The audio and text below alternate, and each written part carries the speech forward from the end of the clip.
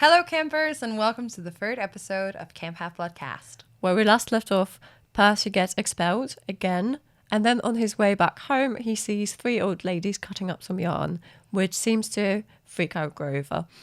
Today we discuss the third chapter, Grover Unexpectedly Loses His Trousers. Despite promising Grover that he would let him accompany Percy home, he ditches him at the train station. Percy finally gets to reunite with his mother, Sally Jackson, who he proclaims is the best person in the world despite the cards she was given in life. Unfortunately, the one thing that stands in his way before the happy reunion is his smelly stepdad, Gabe Ugliano. Percy lies to his mom about what really happened at school, only to be surprised with a trip to the cabin where she met his dad. Here, Percy learns new things about his mysterious father, which also makes him remember things that had happened in his childhood, which were definitely not normal. And then Grover shows up without his pants. We need to address how funny the name Ugliano is. I know, nearly got it wrong so many times. It's like, you know what? You're ugly. Yeah, we know Ugliano. it. I can tell by with a You're name an like Ugliano. that. So lots of things to unpack today. Yeah. Percy. What's a asshole? He ditches Grover, and he does feel bad about it. I will say he feels bad about it, but he is freaked out, so he takes a taxi home. And then we get introduced to the character of his mother. We don't meet her yet, but we kind of learn about her through Percy's perspective. He basically tells us that we need to know a few things about his mom before we meet her, and one of them is like her smile is as warm as a quilt, which I love them so much. I mean, we learn her backstory as well. She hasn't had the easiest childhood. Her parents died in a plane crash when she was 5. Then she ended up being raised by her uncle that didn't really care for her, and then wanted to become a novelist, but had to quit school to take care of that uncle because he got cancer. And then when he died, she was left without anything, without a diploma or family. And then she met his dad, which Percy actually describes as one of the few good things that happened to his mom. Yeah. He mentions that he's absent. Yes. Lost at sea. Well, basically what Percy says is that like his dad is supposedly from a rich family and they needed to keep it a secret. And then when he was born, his dad had to take a journey across the sea, and that his mom very specifically says that his dad was lost at sea and not dead. Yeah. Which I think, like, if I was Percy, I'd think this was just something she said to make herself feel better. Or like to cling to a hope that he's going to come back at some point. And that's just not happening. Yeah. I mean, it's been 12 years. He's not coming back. Yeah, stranger things have happened, I guess. But yeah, Pansy Jackson. No, Percy mentions this memory he has of his dad, which is this golden glow. Yeah. And he feels warm. Am I making that up? Is he feeling warm? Yeah, I think he mentions it. Which is quite the opposite to his stepdad. Yeah. Because when Percy gets home, that's when we meet the Gabe Ugliano person. Who Percy calls Smelly Gabe, which says a lot already. I mean, I know we say he's an unreliable narrator, but I don't think he is. In that case, no. In this instance, I think he's right. Basically, he's at home, like the loser that he is, indulging in a poker game with all his friends. Which we learned that he does it all the time. Exactly, and that he's basically deadbeat. Percy doesn't understand how he has not gotten fired because apparently he's a manager, but he stays at home all the time. And then when Percy gets home, he literally takes his money. He literally, as Percy describes, he sniffs out money like a bloodhound. Exactly. That is the one talent he has. It's so bad that even to the point of his Gabe's friends are asking him to let off. And then Percy says that two of the people playing poker passes gas and harmony, and it's the funniest line. Yeah. But yeah, basically then Percy goes to his room, unpacks his stuff. He explains that Gabe treats the room as some sort of Storage or office? office, but he doesn't really work, so he just basically puts his dirty things in there. I know. I think there's like smelly, muddy boots or something. Exactly. It's absolutely gross. Exerting dominance, basically. Exactly. Like he is like really marking his territory, which is ridiculous. But then the good thing happens. Yeah. Sally comes home. Sally comes home from work. She works at Sweet on America, which is a sweet shop, and she's brought Percy blue candy. Yeah. He from the get-go says that his mother can make him feel good simply by just walking into the room. Yeah. And that basically her eyes sparkle, they change color, and that even though she has a few gray hairs, like he just never really thinks of her as old. And she always sees all the good things about Percy, or like about anything, none of the bad. So they sit together, they catch up a little bit. She asks about school, which Percy doesn't really mention all of the unnerving incidents that happen. I know, he is sweeping it under the rug. But also, again, if you've like been thrown out of school this many times and like you already feel like you're being a burden to your mom, I guess you didn't want to tell her, or maybe like he's even scared of the like repercussions of if he said that a monster had attacked him at the museum. I mean, he also doesn't want to make her way for him. Exactly. I feel like that's a part of it. It's like she knows that bad things happened because he got expelled. She knows that, but she doesn't have to know all the dangerous stuff that was going on. Exactly. And then he lies to her, and actually he ends up lying so good that he himself even start thinking that Yancey Academy maybe it wasn't so bad. Like even like Nancy wasn't so bad. But his mum knows he's lying, basically. I know. Yeah. She gives him another chance to actually come clean, and he doesn't. Like any child. I don't think if a child has decided to lie, I don't think once you've said no once, there's no going back. Yeah. But Sally surprises Percy with a trip that she has planned for them to Montauk, which is a place that they used to go together when he was a kid as well. And the thing is, they have to use Gabe's car. And Gabe is being Gabe and actually forces Percy to apologize for interrupting his poker game before they can use the car. Yeah. And Percy like is quite mad about it, and like also because Gabe is like not a scratch, like he really tells him off about this car. Yeah. As if he's gonna be the one driving it. That's literally what he says. Exactly. Yeah. Like, and then so when they get outside and he's really fed up, he instinctually does the ancient Greek gesture, which we now get a description of. Yeah, finally. If you tuned in on the last episode, you know Suzanne nearly spoiled. Yeah, because I just didn't know how to do it, and now I feel like I know. Well, it's true. So it's a claw over the heart. Do we know with which hands? I don't know if this is... let's say the right. Like, let's right, go like so yeah. F word. Oh. No, God. Don't. Oh. Careful. Sorry. Yeah, no, let's do that. And then you push away. Or maybe I think maybe it's just a claw, but Percy instinctually just pushes. It's like claw on your heart, and then Percy pushes it away. Yeah. And what happens is, which Percy can't quite explain, what happens is that Gabe falls up the stairs like he's been shot, and like basically the door slams behind him, like hits him on the way inside.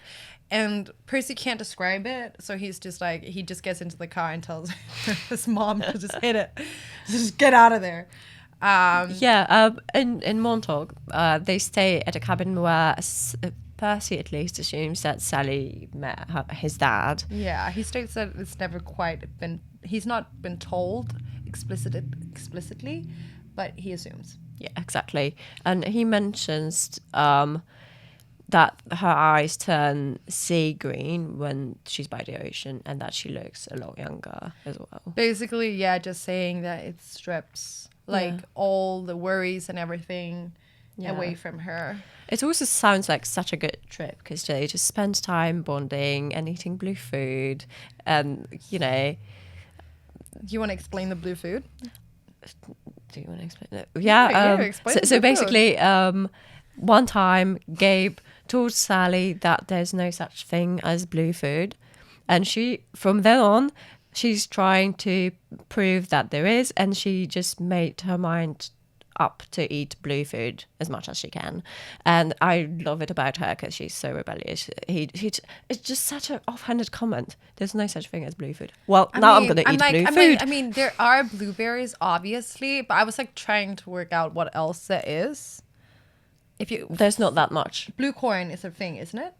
I mean, I know he says that they eat blue corn tortillas. Yeah. But I'm like, is that something that's been done to the corn? That's something that's been done to it. Are you sure? I think. Producer Mel, can you Google? Let's see if there's such a thing as blue corn. As blue corn, is it a natural process? That's what we want to know. But in the meantime, Percy says that this is what makes his mom not a pushover. Because, like, I mean, obviously having to deal with something like Gabe, who he's like very upset that like his dad left, obviously, but also having to deal with someone like Gabe. Like he can't believe that his mom ended up with someone like Gabe, and that could make her seem like quite passive as a person. Do we have an odd? Yeah, it is natural. Blue corn is natural. No everyone. way. Well, okay, I was wrong. It is okay. But anyway, yeah, so he says that the fact that she would go out of her way to eat blue food, along with the fact that she didn't take his last name, goes to prove that she is not a passive character, even if it could appear like that because she's staying with someone like Gabe. Yeah. And Percy just feels really angry about because sorry, I'm jumping ahead. He learns during that trip that he's never met his father. The thing is, he's like asking his mom about his dad because he knows that every time he does, it makes her sad. So he like builds up the courage to ask about his. Did I say ask about his mom or ask about his dad? Anyway, he wants to ask his mom about his dad, and he always gets the same answer. So he's like expecting sort of the same answer, but he. But then she says, "No, your dad was kind. Your dad was good. He was like you look like him." And basically, he goes, "Oh, when did he leave?" And she's like, "Oh, you never met him." And he's like, "But I did." And she's like, "No, he left before you were even born." And then that gives him that anger that he is like, he couldn't even bother to like stay around. Yeah, why would you leave if she was pregnant? Why would you go on that journey?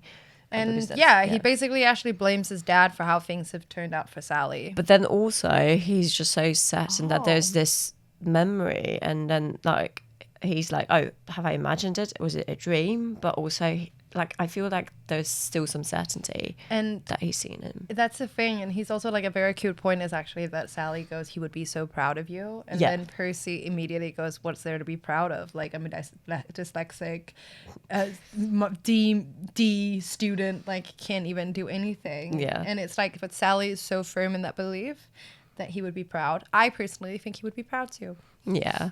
And for, like Percy assumes, or he says to Sally that she's trying to send him away because she doesn't want him around, and kind of regrets it straight away. Because he feels like he is difficult, and like he knows that what he's saying is actually going to hurt her, which is, I just love them so much. I feel so bad for them. But basically, she says that is not the case. It's not because she doesn't want him around, and then he says, because he has a flashback.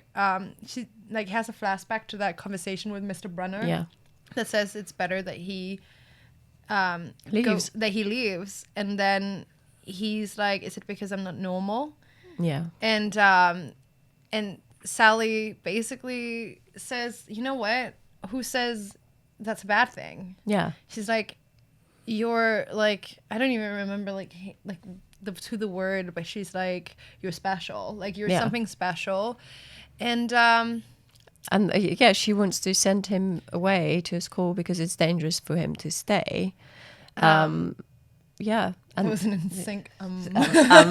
But then he all of a sudden starts to remember all these things that has happened at his other schools, like how he one year had been to the park or the playground with all his friends, or I don't even know if he had friends. I'm just assuming he had friends. Maybe he didn't. Maybe he was alone at the playground, which is sad. But that there was this large figure in a black trench coat that was like following him around, stalking him around, growling, and like until like the police or someone sent him away. But Percy didn't tell him that under the hat that he was wearing, it was like only one eye. Yeah. And there was this other situation when he was basically put down for a nap with a snake that he managed to kill. With his pudgy little toddler hands. Yeah. He was 5, yeah. Yeah, it was like, so. Was he not a baby? I don't know. Yeah, like, I have no idea. I don't remember that. Something like that. I mean, I remember it happened, but he just said he has pudgy hands. Yeah. That's all I remember. But then Sally mentions that mysterious summer camp that his father wanted him to go to. And he's like, why would my father, if he didn't even know me, want me to go to a special camp?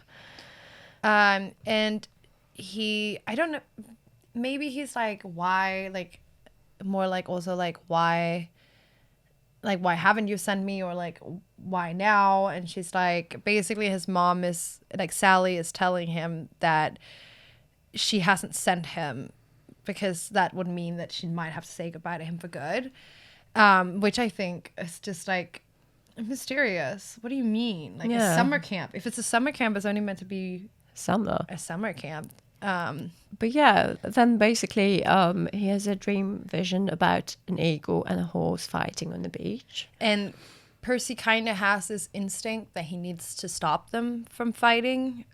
He sees them really go for the kill. But he feels like he is powerless. He feels like he can't quite move in time to save them. And he wakes up with like a shock, and then like looks outside and there's a hurricane. And like obviously the eagle and the horse are not on the beach. Yeah. And he was like, oh, okay. But I mean, then his mother wakes up and just whispers hurricane. And this kind of leads back to like our chapter 1, where Percy was saying that there's like all this weather constantly like hitting New York. But yeah, basically then we hear someone knocking on the door. And you know what? It turns out to be Grover. Yeah. And then what happens is that he's first of all upset with Percy that for leaving him at the bus station. He acts as if he knows, like his mother and him know of each other. Basically, yeah. And then he is like, I think, do you know each other? Yeah. Like they've spoken. I don't. Yeah. And then he, like, Sally immediately goes, what happened? Like, what happened? And Grover's like, what were you thinking? Like, why are you why are you hiding? Like, you've gone away from where Percy lives. Yeah, he realizes that Percy hasn't really told Sally anything. And he then curses in another language, which Percy is quite shocked to find out that he understands. Yeah. Basically, he says, like, Susan all the gods, you didn't tell her. And Percy is so, like, preoccupied with the thought that, like, what is going on? Like, first of all, why is he saying Susan all the gods? And then Sally, like, finally puts her foot down and say, what happened at school? Yeah. And we basically end the chapter on Percy, because he does tell her what happened. He tells her about Mrs. Dodds. He tells her about the 3 ladies. And then she's like, oh, we need to leave. And that's when Percy realizes that his best friend actually is not wearing any trousers. And in place, as they run for the car, in place of his trouser legs and human legs, there are hooves.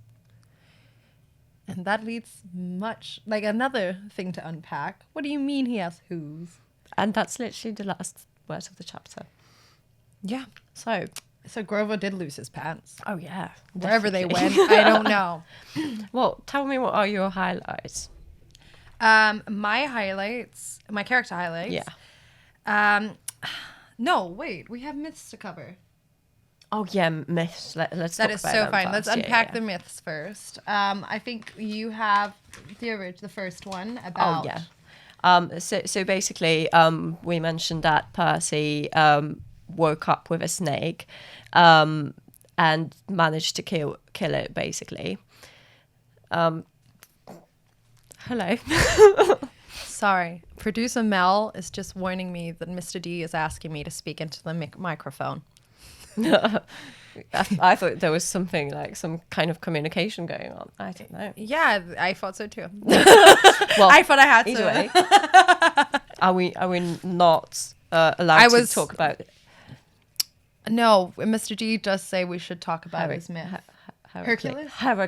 Herakles. I don't know. Heracles. Listen. So I just want to Herakles. clarify something. We're actually European, so the pronunciations of many of these names are so different. Heracles. Yeah, but I'm saying not like Hercules, but like Heracles. yeah, I'm saying like, it right. Yeah, I know. I think you are. But what I'm saying is, like, if these names come out wrong, then we have an non-native instinct to say it in the way we've been taught. Sorry. Why are you apologizing? Anyway, Percy's snake situation is kind of mirroring the Heracles one. When he was a baby, basically, Hera sent 2 snakes to kill him because he was the son of Zeus and Alcina. Obviously outside of the marriage, because Hera's Zeus' wife, and she was upset and she tried to kill the baby, but he managed to strangle them with his baby hands. If you have watched the Disney classic Hercules, you will know that in that version, it is Hades who sent them. Who sends not 1 but 2 snakes. But Greek is Herakles. Don't get them don't get them confused. There's a whole other series that will unpack this, but no. But basically, yeah, if you recognize this tale from a Disney classic, it is not the right one, but it does have similar arcs to it. Yeah. For the second myth, it's not so much as a myth as like a lot of symbolism. So we got both the eagle and the horse on the beach. The eagle represents it. Well, it's first of all Zeus's sacred animal. Basically, when Zeus, remember, like we're just gonna wind back to the whole Kronos thing in the first episode. That when Zeus was sent away from getting eaten, basically he grew up among this, like with this other guy, Atus, who knows? Atus is what we're gonna call him. And basically, when Zeus ended up with Hera was worried / jealous that Zeus was in love with him. So she turned him into an eagle. So it became a symbol of kingship and, his sacred animal and his right to rule, which is when we see him on a beach, the eagle represents Zeus. And then the horse represents Poseidon, who was the lord of all horses. And basically, Poseidon gave the horses to the people of Athens when he battled for the city of to become the ruling god of Athens with the goddess Athena, who gave them the olive tree. And they picked Athena, as you can tell. Yeah, they picked Athens, Athena. But, well, for character highlights, we meet Sally Jackson. And Gabe. Yeah, we do. But Sally, I would say warm, dependable, loving. Another person who's trying her best. I think, I definitely think that, like, Percy probably got it from his mom. Like, he's trying his best not to, like, upset her. And I think she's trying the best not to upset him. Yeah. And I think it says a lot about her character that, like, Percy just feels better always around her. But I also think she is hiding something. Yeah, it seems like it. Yeah. For me, I do love, like, for me, ultimate Gabe character highlight is, I have it written down. It's a quote. Gabe scratched his double chin. Maybe if the kid apologizes for interrupting my poker game, that's when he says, I could rent you a car. Maybe if he does that, right? And then Percy thinks, maybe if I kick you in your soft spot, I thought, and make you sing soprano for a week. But my mum's eyes warned me to not make him mad. And he apologizes. How sweet is that? I know. I literally have that down as one of my favorite moments. No, but I'm like, because it's so funny because sing a soprano for a week. Anyway, Kick him in his soft spot. But yeah, no, but this is what I mean. Like, he listens to Sally, even though he obviously have these urges to kind of misbehave. Yeah. These impulsive urges he gets to misbehave. But I feel like also Gabe is really upset with him for being a troubled kid. But then what does he get from Gabe? Like, he could be the wrong, role model for him. I know, but I at the same time think that Gabe also just doesn't want Sally to have a child. I mean, he's an asshole. Like, it's not, it's like, it's not his kid. Yeah. Like, the notes I wrote of Gabe is just gross, bad person, very smelly to the point where Percy pays special attention to it several times. He just keeps being smelly. He's a deadbeat loser. Cares more about his car than anything else. And I think he sees Sally as an object he owns. Yeah. And an object that can make food, by the way. Exactly. Like, he is literally getting in the kitchen. Yeah, she's literally like, oh, I'm going to make you a special 7-layer dip. And that's when he's like, oh, okay, you can go. I know, I hate him. I know we just met him, but I hate him. Yeah. But I want to circle around to, like, some of our favorite moments in this chapter. I have quite a few. But do you want to start? Go for it. I mean, I have just one. So I'll start. Okay. My favorite moment is Gabe saying, not a scratch on his car. And you will learn why this is my favorite moment in the next episode. Oh, give people something to look forward to. Cliffhanger. My favorite moment, I have written Sally Jackson and a heart. And literally just wants to know about her son and protect him. She doesn't care about him getting a spell. She doesn't care about anything. She just wants to know how he is. Like, it's nothing about, like, what did you do or nothing. She just wants to know, how is Percy on the inside? Then I have your famous quote, maybe if I kick you in your soft spot and make you sing soprano for a week. Percy is a comedic genius. We will learn this as we go along. And then I really liked when he uses the ancient Greek gesture and uses his powers. Saying this and like, is it his powers, is it not, who knows? And then I really like him remembering his dad, even though he finds out that it's not the case. And then Sally reassuring Percy she's protecting him, and then mentions the father in his school. I just really think they have a great relationship. And I don't know. I feel maybe it's like when I get as I get older, I just care so much for Sally I'm like, what a woman. Also learning about her life and how she battled all those difficulties and then ended up also being stuck with that guy and, being so caring for Percy. It's just disgusting. And she's just like working, in that sweet shop and still like providing for Percy. Tries to do her best for Percy. This is what I think. I think they're quite like the same character in many ways, that both of them are just trying their best. Yeah. Do you have a quote that you think defines the chapter? So again, I'm so sorry. It's not a quote, it's a scene. And it's basically the vision on the beach, like the fight between eagle and horse. Because I feel like in terms of the bigger picture, that kind of shows what's going on a little bit and sets up some conflicts that are going to be really, really important. And the whole story onwards is going to be kind of centered around it. So this is kind of like a good setup of... And it's also not on the nose. That's what I like about it. It's just like, I'm going to give you a little bit of like a... Foreshadowing, but also... not gonna tell you what's going on. Exactly. I think that's like with the weather as well. Yeah. The thing that like Percy constantly notes in it. So my quote is, I couldn't send you to that place. It might mean saying goodbye to you for good. Oh. And I think this kind of for me, defines the chapter in the sense that this is like, you know, we hear Percy's thoughts that like, oh, they just want to get rid of me, or I'm not no good, like, you know, I'm difficult. And then you have Sally, who's actually could probably do the thing that was best for Percy, but has a hint of the selfishness that she wants to keep him.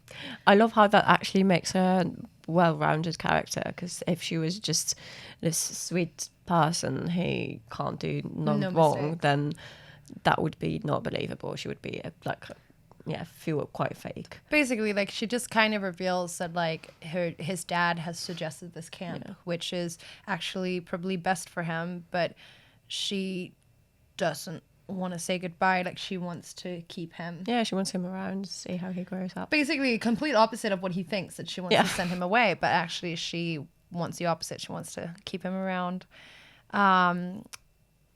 I just heard, like, did you just hear that? Oh, yeah. Oh, we should I think get the going. Hephaestus cabin set their cabin on fire. Is that what it is? Is that a fire? Oh my god. Okay. Well, Okay, so we really have to go. yeah. For once, it's not my cabin making the Emergency. problems. Is there any Poseidon kids at camp? We're gonna need water. Well, I hope so. Okay. Thank you for listening. We'll tune in Thank next you, time. guys. Bye.